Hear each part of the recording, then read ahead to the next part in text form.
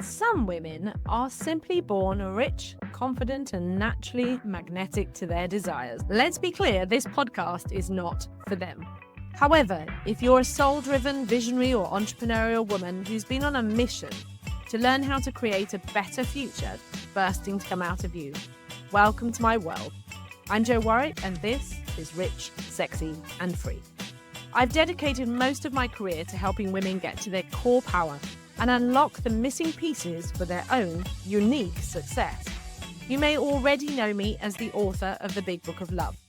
With 30 years experience in psychology, embodiment, manifesting, and energetics, we will be exploring together the keys to becoming rich, sexy, and free.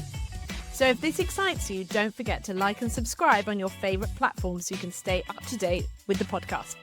And just jumping on, I'm so excited to be sharing with you part 2 of my conversation with Krista Weber as we dive into, in this episode, shadow work, how human design can help you have a better relationship and, above all, money.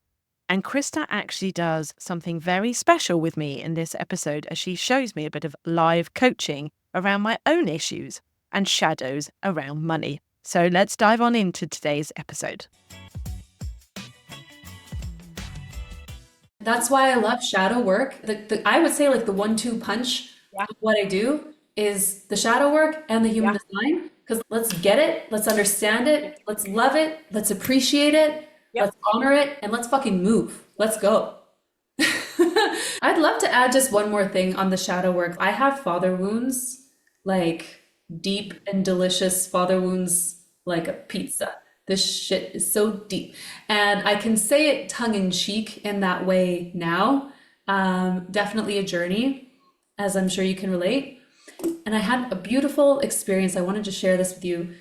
And this is so much about our sovereignty as well. If your soul came here and your soul knew that it was coming here, and if there are no pedestals, then that means that every aspect of life that seems to be interlaced with some kind of villainy, as in that's the hard thing, that's the bad thing, that's the villain, I'm the hero, I'm banging up against this, it's making me stronger. Interesting thing is that any person, no matter what role they have in our lives, if they're in a position of villain, then on some level it means that their soul agreed to be the bad guy for us so that we could alchemize it. And then through that, even in the 3D, we can find gratitude for them. Thank you for being willing to be the prick.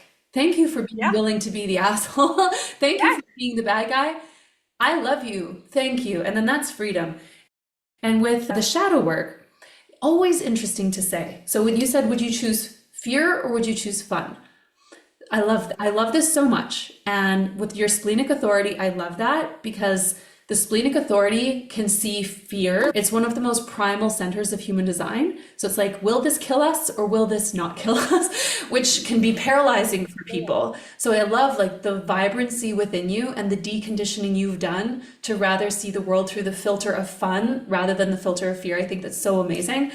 With shadow work, with anything that we're resisting, if it's resisting shifting our prices, or if it's resisting being more visible, showing up more, or if it's resisting like saying what we really mean and like stirring shit up, like, oh, I'm gonna get in trouble for that, but I know it's true. We can ask ourselves with shadow work, how do I benefit with this shitty thing in my life, this block? What does this block let me be, do, have, or not be, do, or have? So for example, like I do a lot of work with money with women.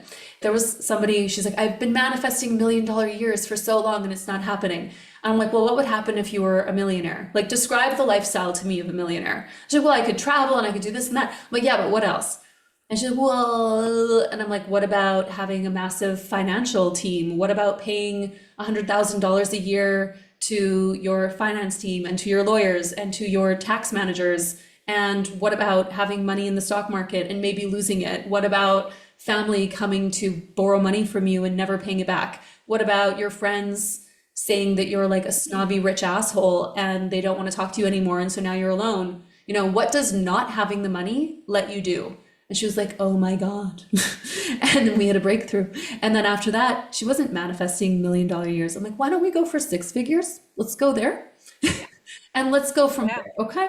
Let's prove. So the shadow work, the shadow, ask yourself, what is it letting me be, do, have, or not be, not do, not have? And then you'll find the seed, and there is no judgment. There's no judgment. There's just simply curiosity, like this. Okay. I'm just going to say something. We all poop and pee. We all pick our noses. Sometimes we have to pick it. We got to clean our nose. Okay. We don't feel weird about our body. We don't feel weird about the stuff that our body does.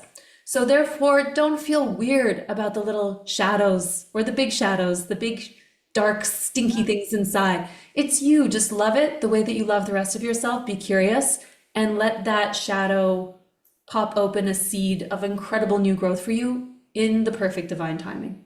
That's what I will say about that. I love that. It's about the growth. I see it like the energy flow. Say the fuse in a light switch has gone. You're not going to get light to that area because it's creating a little blockage, and that's all the shadow does. When you put a new fuse in, you're suddenly like, oh, look, there's so much more energy flowing around the house, and then you can see more. And it's that energy that is the thing that manifests, that creates. That's the simplicity of it. It can come in now because the door is open, we can flow it, and it gets to be so simple. I love that you brought that up about money. Would you be willing to share what was the blockage you had around money that you've had to clear using human design? Yes. So I have an open will center, and you have an open ego center too. So the will center, the ego center can have a lot to do with self-worth, with boundaries, with pricing ourselves appropriately. When the center is open, people can, not saying have to, not saying always, but can undercharge themselves and overgive. And that is for sure something that I did have happening in my business before I became more aware of human design. And then I worked on deconditioning my will center. I wanted to explain as well the gates, and then we got on a segue. But the gates, what we're talking about, if you look at your human design, you'll see a whole bunch of shapes in the form of a human. There are squares, there are diamonds, there are triangles, and each of these center represents an energetic center of the body from head to toe. Each center is connected to the other, or possibly connected, through little lines that you'll see, and each one of them has a number going from numbers 1 all the way through 64. This is also how human design ties in with genetics, with the gene keys. We have 64 different combinations in our DNA, and we've got 64 gates here. When they connect, when two numbers are connecting, they form a complete line. That is called a channel. And that then connects those energetic centers, which means that they light up and they are now defined. Each different gate that has a number has a personality. She has a flavor. She has a story. She has a gift. And she has a shadow. Each of the gates and each of the centers has a shadow of its own. So this is when we decondition the shadow of the human design. So when they're singular, not connected, they have their own story. When they connect, they're telling a different story, which is very cool. So this is just a little snippet of the complexity of human design. So if you're looking at your graph, your body graph for the first time, it looks like electrical wiring. And so that's a really nice way to think of it as well, the electrical flow. And then when we're with each other, when we're with people who have different defined centers than we have, we'll feel the chemistry and the activation. If a couple has a very similar human design, you might be like, oh, perfect. Like, we're totally the same. We're totally compatible. It's amazing. We're both generators. It's great. But what actually that can mean, you can have a really harmonious platonic relationship, but perhaps not a lot of sparks.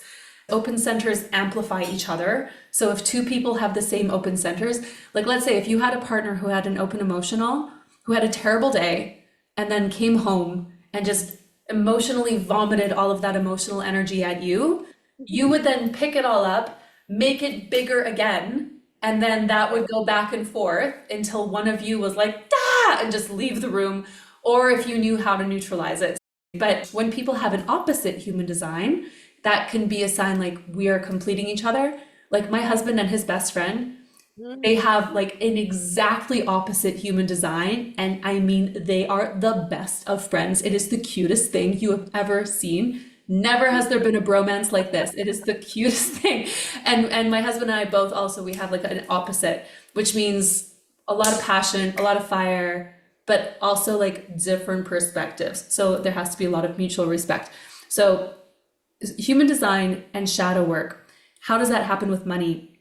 What are your open centers? Where have you felt the pressure? Where is the self-worth in the human design? Where is the desire for connection? So for example, with yourself, you have gate 40 coming from your ego, from your will center, and which means that 37, connecting to the emotional center, is undefined.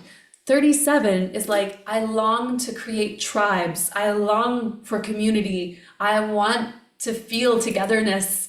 So that could be a thing where you're like, I'll sacrifice my well-being to create the feeling of togetherness. And that could be an example of a shadow. Perfectionism, when people have perfectionism, it's not, you don't have that, so don't worry. But sometimes if there's perfectionism, like, oh, I can't publish it yet because it's not good enough yet, or I shouldn't post that post yet because it's not perfect enough yet. And then you're holding yourself back from your income because like, oh, I don't know, or I want to talk, but I don't think people really care. They're not going to listen to me. Now you're blocking your income flow. I actually had an income wealth block with myself because I never experienced what it was like to see a woman happy and healthy with a lot of money. Every woman in my bloodline either was completely dependent as a housewife, like I was, like the reality I created for myself when I came here, either completely dependent or was wildly independent, but then terrible divorces, he takes half, super sick in the body, suffering a lot. And so as a creature, I was like, oh, money is cool, but it isn't really safe. And then there was this threshold. I think it was like 2021. I started my business 2019, 2020. There was a threshold where I just couldn't get past making like 50 grand. And that was the cap. And so like 10K months, sometimes five. And I was like, I don't know why. I know what I'm doing. I know what I'm doing. But then it was this huge, big money shadow work practice that I did that I was like, oh my God, I have always felt money is the most dangerous thing. It's going to ruin my marriage. It's going to ruin my health. And whatever we believe unconsciously, we will not let ourselves be put in harm's way. We will not sacrifice our marriage. We will not sacrifice our health. We will keep ourselves safe. So this unconscious belief, if I make a lot of money, he's going to divorce me and my health is going to go in the toilet. Well, I love him, so I don't want that to happen. So my unconscious will keep me small. So then I blasted through that shadow, and then I started making 50K months and then more. And in the same year, up to 380K in sales, this just from this one shadow work practice around money, but then being consistent with it. So that's an example of how it showed up for me. I love that. And actually, Krista, if you're willing to, because I really want people to come and check out your work. I really do. And I think you've highlighted just how this is so impactful. If I just tell you a little bit of my story of kind of around money, if you just look on the chart for me, that would be, and maybe that help other people, because I've talked about it quite openly. So I have a very random experience with money, hence why we're doing rich, sexy and free. So my process with money has been, I go to riches and then I go to rags. And I've gone riches, rags, riches, rags, riches, like that journey of constantly healing and healing and healing beliefs around money. And now I don't actually have any issues around money itself because I've cleared the physical money, the energetic money. Like, oh, money is like my best friend. It's super fun. I've been around a lot of money, but the story was always other people's money. So if I told you my childhood, the brief bit is I grew up in the 80s, all of that. So you've got a story here of somebody who grew up new money and old money in the UK. It's a big thing here, a lot of class stuff. My mum's previous history was she was married to a multimillionaire and she was very successful as a model in her own right. Now, but that was always her backstory. And then she married my dad. So it was like, right, my dad was like, is an amazing self-made man, but always chasing to keep up with the Joneses was his story. And it's the 80s. And it was all like, his friends are all flash and cash. But in their hard work, my parents sent me to private school and I was into horses. And all of my friends are then very wealthy, lots of money. I then follow a journey into riding professionally. So I lived and worked and was around royalty, lots of aristocracy. And the concept of people who get money, this idea that money's crass, then being around aristocracy who have an awful lot of money but drive old bangers. So basically cars that are dying, crappy clothes, never show their money. It's an amazing education about money of going, it has nothing to do with money at all. But the stories around how you're seen with money and what does it mean to have money have been probably the biggest lesson in my life, on top of the owning my voice. And I do believe that they go hand in hand. I would have fun, but I was always undervaluing. I would say it's been the biggest journey of my life.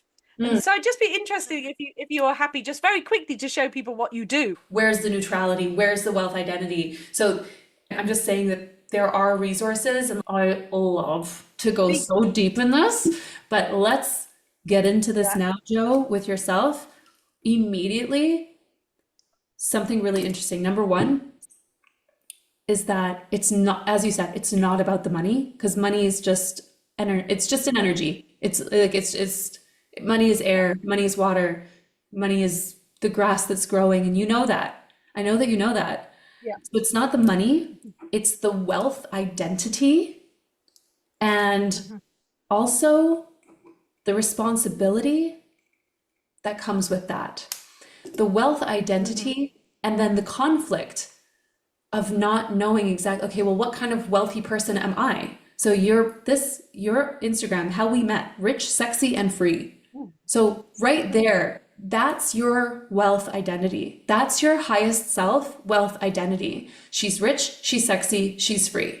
So a conflict comes from not really being grounded, or like having a stable grounding in like, what is a wealthy identity? Because there is such a different feeling of new money versus old money, and they're rich but they look like they're poor, and like these ones are poor but they look like they're rich, and it's such a conflict. And then something else interesting that you said that was like ping, like this huge was you were describing your mom, and it's so important that we do the money work on the sides of our mom and the sides of our dad. And we need to do past generation shadow work with money on our mother's side and our dad's side, on both sides of the lineage. It matters because we're made up of both of those sides. A lot of people do just the feminine side, but the father's side is very important as well.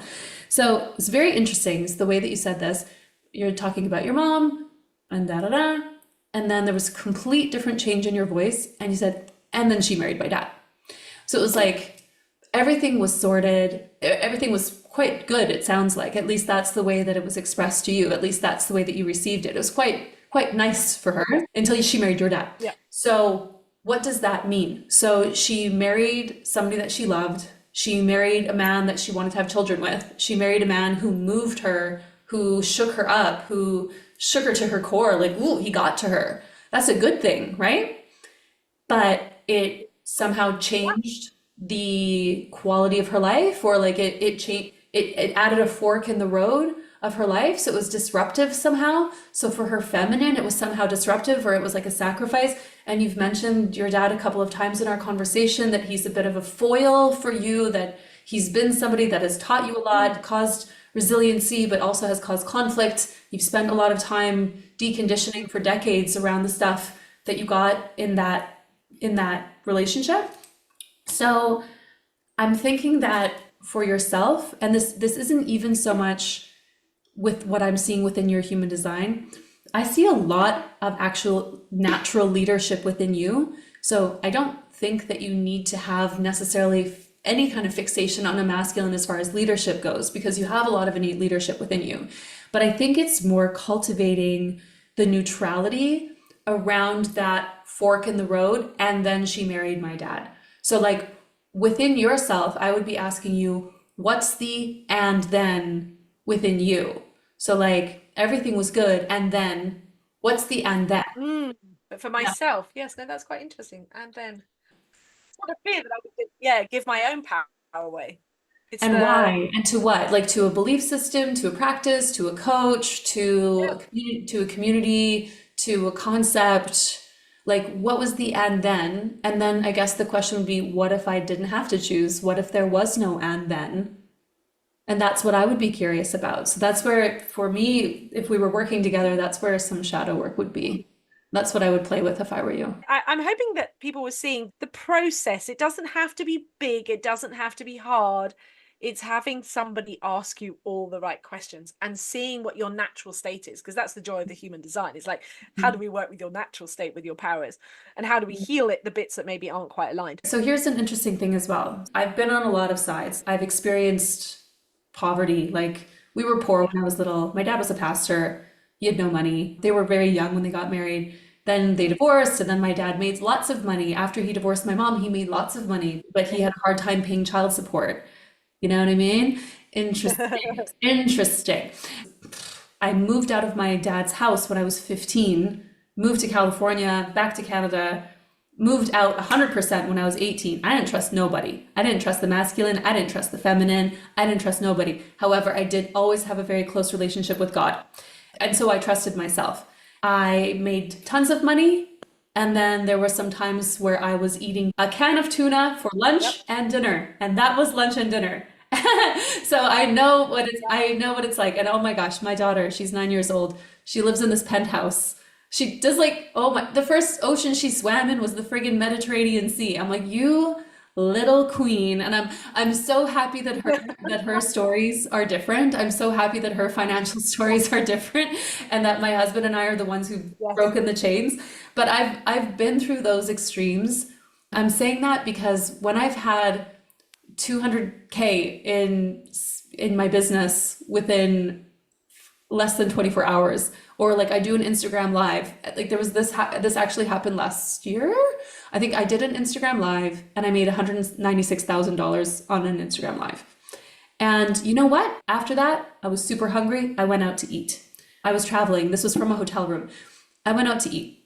I woke up in the morning, I had a blister from the high heel that I was wearing. My clothes were the same. My skin was the same. I still had this one pimple. I still was annoyed at this one thing. My bra still wasn't fitting right because it was kind of an older bra that I hadn't bought a new one yet. So what I'm saying is when I say what's the and then, I just want you to know, and I want everybody to know that you are always going to be the same person. You're never going to lose yourself. You're going to wake up the next day. If your bank account balance had 6 zeros more behind it right now, you could totally choose that your life is exactly the way that it is now. Like, you don't have to buy a different house. You don't have to get different furniture. You don't have to change your friends. You don't even have to tell anybody if you don't want to. So nothing is going to change. So you don't have to be in love with a different person. You don't have to stop doing certain things. It's just you're you. It's just that there's more money in your bank account. And then you can make different choices when you want to. Then maybe instead of like, oh, birthday, where should we go for dinner? It's more like, birthday, which country do I want to take my friends to dinner in? Now I can fly my girlfriends to dinner with me in Sardinia. We can do that. Like, it's just the decisions just change like that, but you'll wake up feeling the same. So there's no and then, it's yes and both. I get to be me, I get to be real, I get to be authentic, I get to be generous, I get to be loving, and I get to have the peace knowing that I can do whatever the fuck I want, whenever. Because I'm rich, I'm sexy, and I'm free. Oh, yeah. And Krista, you literally hit the nail on the head. Of course you did. Of course you did, because this conversation is divinely aligned. But it is the ultimate fear of losing myself. And Ah, because that has been the journey of my life, is that I know me and I fucking love me. I like me. I genuinely like myself. I like my own, my own company. I like myself. I laugh with myself. I laugh at myself. I'm deeply comfortable in myself. And yet my entire life I've been told that I shouldn't be me. And it was funny, I got activated last night seeing an amazing woman, and my heart was wanting to go, I so support her. I love her. I support her. I'm really so pleased that she's achieved that. And yet I also see how much she's changed in the last year, going to a new level of wealth. And I'm like, I don't resonate with that. I don't resonate with all that stuff. It reminds me of growing up, in environments and working environments, as I said, cold, stately home, cold, feeling people I met at times who had lots of money, and people who were chasing things who weren't there. They weren't available. Yeah. And although I know that's not the truth around money, and I know lots of people in my life now who are not like that, who show a beautiful way, I don't want to become someone else. Yeah. Because I love my life. I have an incredible life. I mean, I've been swimming in the sea. I do things at my own time, my own space. I love my work. I love what I get to do. God has always been my primary relationship. And I would say it's the same knock on of the marriage. I could see that when you were talking about that. The thing that I want is also, but will I lose myself? Will I lose myself? Yes. Yeah. So you get to promise yourself. So like that would also be like a soul contract with your inner child, that you get to promise her, like, I promise you, darling, I am never ever going to give you up. And we get to do it our way, and making that pact for yourself is really beautiful. This is a hack. I have this thing, I call it my perfect day, and I think this is especially good for people who have an open crown, which you do have. It's good for everybody, but with an open crown, it's really nice. So it's a perfect day, and I write down in present tense, as in like I am, I'm doing, I have. It's a day from the minute I wake up until the minute I fall asleep. I describe the way that I like to feel in this day. And like, what are the feelings I want to feel in this day? And so it's not like I look at my bank account and there's $77 million. It's not that. It's not that. It's like I get ready in my spacious walk-in closet and I see beautiful fabrics that I can choose from, and I can wear whatever I want because the day is mine to choose. And I spend the day doing things that invigorate me, and it's like the feeling of freedom. What does that feel like? And so it's just a page that I write, and I just quickly read it after I meditate in the morning. And I've been doing this for years. I have a drawer full of these because they all come true. Because it all comes true. And when I write it, it feels like outlandish, and it's like, oh my gosh, imagine if that was true. But like I said, I have a drawer full of them, and I need to write a new one because it comes true. And it's not like, and I fucked it up once, I'm gonna be honest. I'm not perfect. I am not perfect. So there was a time that I did have one of these written that was like, clients are paying in full $10,000 this and $50,000 that and this and it's that. And what I realized is that it was so loaded with like masculine pressure that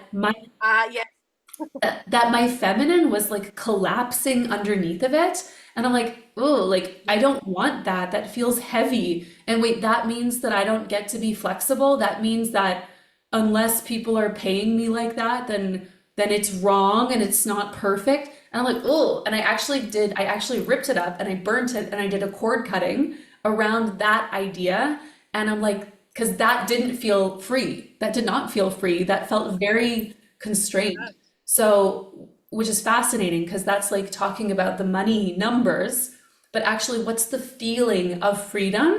And when you create that, and all of your listeners, when you create that, fully realize like, what is my wealth identity? Like, who is she? Like, how does she live? How does she feel? You're like, oh, like that's actually just like 1 centimeter away from who I am now. And that's just me. That's just me with a bit more choice. And I trust myself. So I'm not gonna, it's just gonna get better, right? So I love that. I absolutely love you. And it's such a beautiful thing for us to round up on. So much gold in here. Thank you so much for your time. Thank you for showing the gifts and the talents. Please remind people again, where can they find you and where can they get this free tool for them to experience your work so that they can find out more about you and all of that juiciness? Sure. There is at the link in my bio in Instagram. My Instagram is my playground, luxelife.co. That's where you find me. and you can go to the link in my bio. I just love this work, and I've loved this conversation with you, Jo, so much. I know we could spend the whole afternoon together. Absolutely wonderful. And yes, if you are, wherever you're listening, if you're watching on YouTube or on any of the amazing podcast platforms, you'll either find it in the show notes or below in YouTube. And of course, we love hearing from you. It's been great to connect with you today. But before you leave, if you haven't already, come and be part of the community. And find out more about how I can help you personally, simply go ahead and visit richsexyandfree.com. And I look forward to seeing you next week on the podcast.